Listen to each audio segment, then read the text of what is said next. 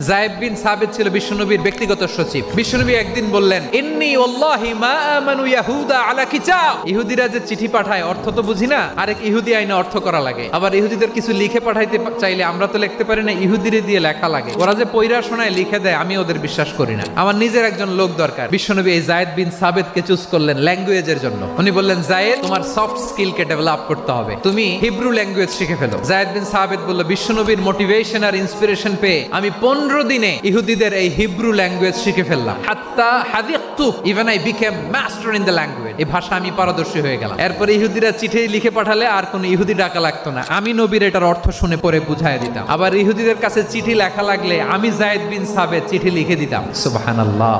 দেখেন, এত সাহাবীর মধ্য থেকে বিশ্বনবীর একাডেমিক প্রজেক্ট, ব্যক্তিগত সচিব, দোভাষী হিসেবে তিনি যায়েদ বিন সাবিতের মতো তরুণকে নির্বাচিত করেছেন। কেমন ট্যালেন্ট হান্টার ছিল আমার নবী। সুবহানাল্লাহ পড়বেন না?